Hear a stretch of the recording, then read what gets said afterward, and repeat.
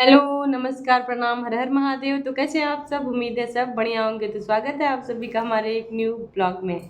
तो अर्जुन संपूर्ण वाणी जन्म से पहले बिना बता रहे हैं भगवान की अर्जुन प्राणी जो है जन्म से के पहले भी बिना शरीर के हैं और जन्म के बाद भी बिना शरीर वाले हैं। तो सुनिए यहाँ से। अर्जुन संपूर्ण प्राणी जन्म से पहले बिना शरीर वाले हैं और मरने के बाद भी बिना शरीर वाले हैं। जन्म के पूर्व और मृत्यु के पश्चात भी दिखाई नहीं पड़ते, केवल जन्म मृत्यु के बीच में ही शरीर धारण किए हुए दिखाई देते हैं। अतः इस परिवर्तन के लिए व्यर्थ की चिंता क्यों करते हो?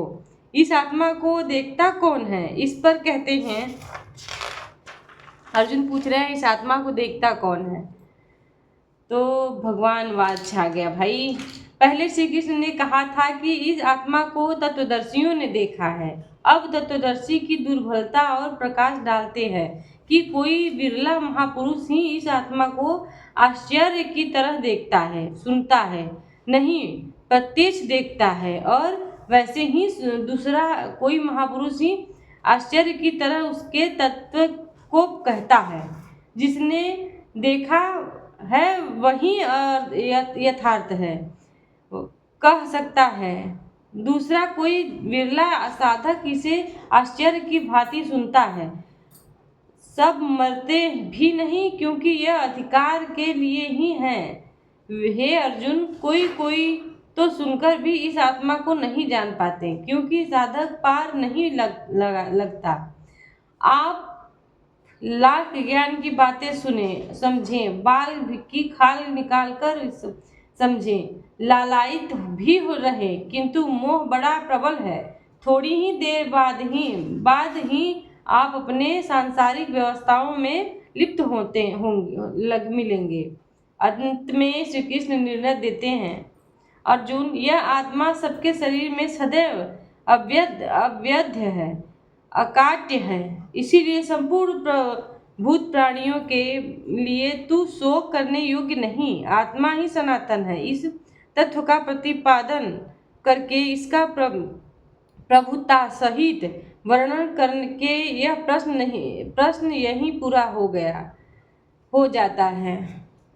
जब प्रश्न खड़ा होता है कि इसकी प्राप्ति कैसे हो, संपूर्ण गीता में इसके लिए दो ही मार्ग है। पहला निष्काम कर्म योग, दूसरा ज्ञान योग। दोनों मार्गों में किए जाने वाला कर्म एक ही है। उस कर्म की अनिवार्यता पर बल देते हुए योगेश्वर श्री कृष्ण ज्ञान योग के विषय में कहते हैं, अर्जुन, स्वधर्म देखकर तू भी भय करने योग्य नहीं है, क्योंकि धर्म संयुक्त युद्ध से बढ़कर अन्य कोई परम कल्याणकारी मार्ग क्षत्रिय के लिए नहीं है। अभी तक तो आत्मा शाश्वत है, आत्मा सनातन है, वही एकमात्र धर्म है। कहाँ गया है अब यह स्वधर्म? कैसा धर्म? तो एकमात्र आत्मा ही है, वह तो अचल स्थिर है। तो धर्मचारण क्या? वस्तुतः इस आत्मपथ में प्रवृत्ति होने की क्षमता हर व्यक्ति की अलग अलग होती है। स्वभाव से उत्पन्न इस क्षमता को स्वधर्म कहा गया है। किसी एक सनातन आत्मिक पथ पर चलने वाले साधक महापुरुष ने स्वभाव की क्षमता के अनुसार 4 श्रेणियों में बांटा: शूद्र, वैश्य, क्षत्रिय और ब्राह्मण।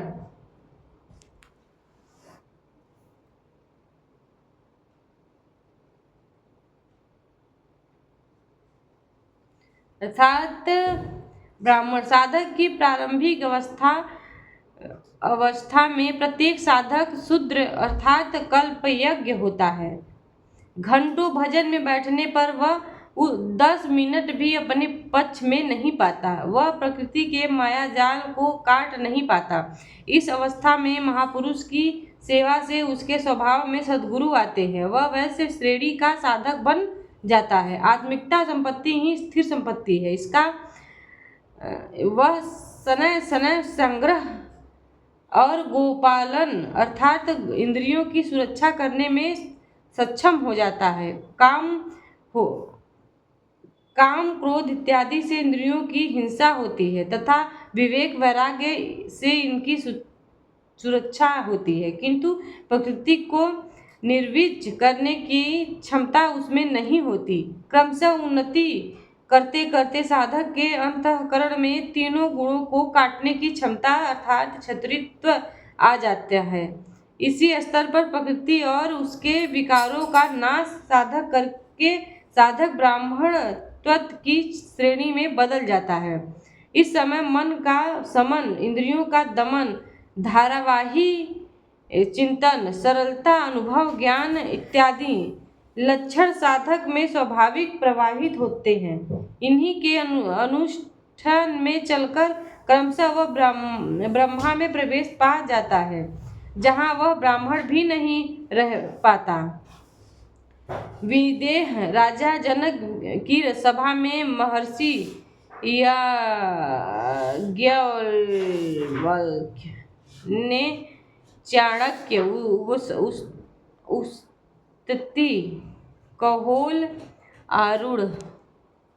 आरूढ़ी, उदालता और गार्गी के प्रश्नों का समाधान करते हुए बताया कि आत्म साक्षात्कार का पूर्णतः संपादन करने वाला ही ब्राह्मण होता है। यह आत्मा ही लोक परलोक और समस्त प्राणियों को भीतर से नियमित करता है। सूर्य, चंद्रमा, पृथ्वी, जल, आयु, अग्नि,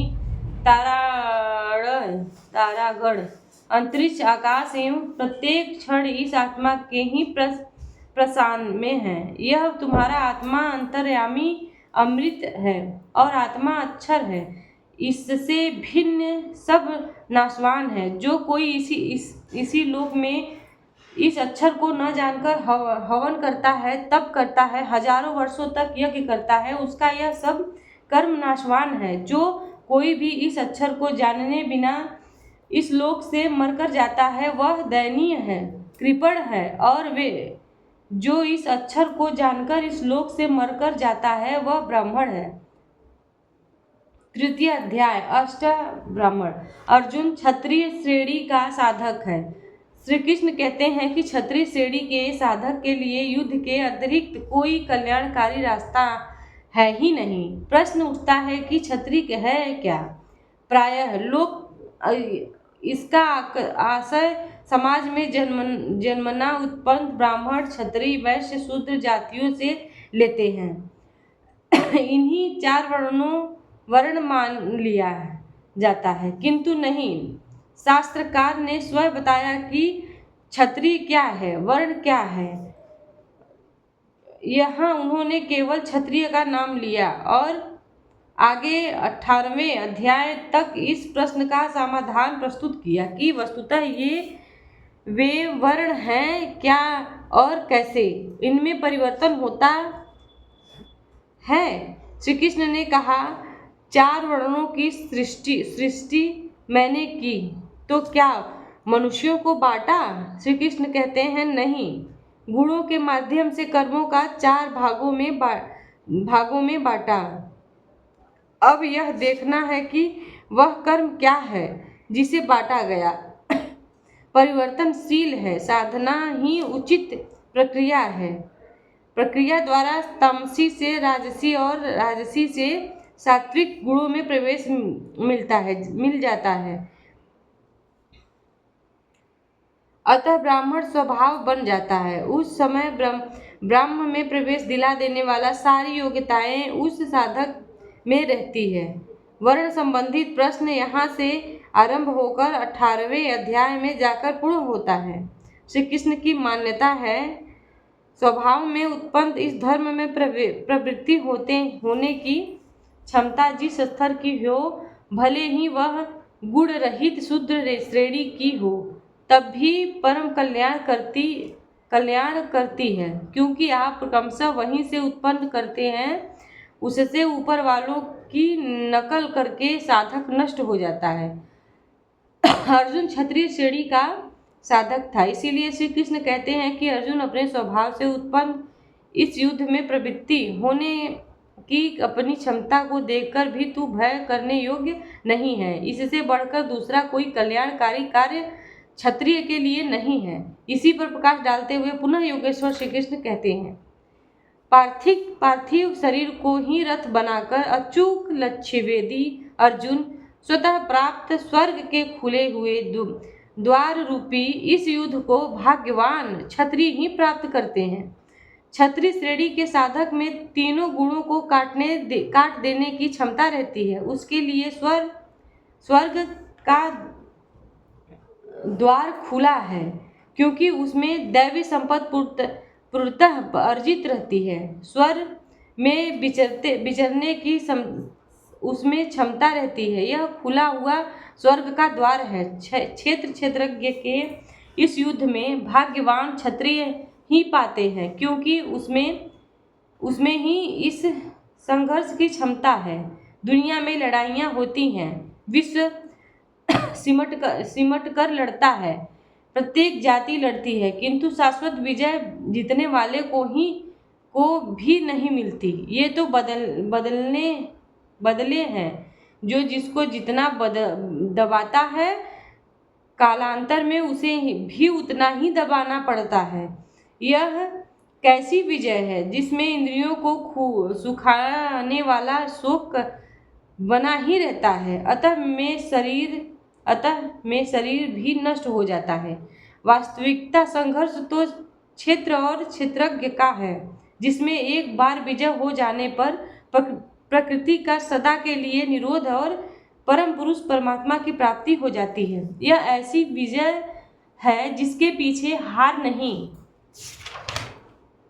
और यदि तू इस धर्मयुक्त संग्राम अर्थात शाश्वत सनातन परम धर्म परमात्मा में प्रवेश दिलाने वाला धर्म युद्ध नहीं करेगा, तो स्वधर्म अर्थात स्वभाव से उत्पन्न संघर्ष करने की क्षमता, क्रिया में प्रवृत्त होने की क्षमता को खोकर पाप अर्थात आवागमन और अपकीर्ति को प्राप्त होगा। अपकीर्ति पर प्रकाश डालते हैं। सब लोग बहुत काल तक तेरी अपकीर्ति का कथन करेंगे। आप भी पदच्युत होने वाले महात्माओं में विश्वामित्र, पराशर, निमि इत्यादि की गणना होती है। बहुत से साधक अपने धर्म पर विचार करते हैं, सोचते हैं कि वे लोग हमें क्या कहेंगे। ऐसा भाव भी साधना में सहयोग होता है। इससे साधना में लगे रहने की प्रेरणा मिलती है। कुछ दूर तक यह भाव भी साथ देता है। माननीय पुरुष के लिए अपकीर्ति मरण से भी बढ़कर होता है। जिस महारथियों की निगाह में तू बहुत माननीय होकर अब तुच्छता को प्राप्त होगा, वे महारथी लोग तुझे भय के कारण युद्ध से उपराम हुआ मानेंगे। महारथी कौन? इस पथ पर महान परिश्रम से आगे बढ़ने वाले साधक महारथी हैं। इसी प्रकार इतने ही परिश्रम से अविद्या की ओर खींचने वाले काम, क्रोध, लोभ, मोह आदि भी महारथी हैं, जो तुझे बहुत सम्मान देते थे कि साधक प्रसन्ननीय है। तुम उनकी निगाह में गिर जाओगे। इतना ही नहीं, बल्कि वैरी लोग तेरे पराक्रम की निंदा करते हुए बहुत से न कहने योग्य वचनों को कहेंगे। एक दोष आता है तो चारों ओर से निंदा और बुराई की छड़ी लग जाती है। न कहने योग्य वचन भी कह जाते हैं। इससे बड़ा दुख क्या होगा। अतः इस युद्ध में मरोगे तो स्वर्ग प्राप्त करोगे। स्वर्ग में विचरने की क्षमता रहेगी। शाश्वत के बाहर प्रकृति में विचरने की धाराएं निरुद्ध हो जाएंगी। परम देव परमात्मा में प्रवेश दिलाने वाली देवी संपत्ति हृदय में पूर्णतः प्रवाहित हो रहेगी। अथवा इस संघर्ष में जितने पर महामहिम स्थिति को प्राप्त करोगे। इसीलिए अर्जुन युद्ध के लिए निश्चय करके खड़ा हो। प्रायः लोग इस श्लोक में अर्थात अर्थ में समझते हैं कि इस युद्ध में मरोगे तो स्वर्ग जाओगे और जीतोगे तो पृथ्वी का भोगेंगे। किंतु आपको स्मरण होगा, अर्जुन कह चुका है, भगवान पृथ्वी ही नहीं अपितु तीनों लोक के साम्राज्य और देवताओं के स्वामीपन अर्थात इंद्रपद प्राप्त होने पर भी मैं उस साम्राज्य और देवताओं के उस उपाय को नहीं देखता जो इंद्रियों को सुखा ले वाले मेरे शोक को दूर करके उसे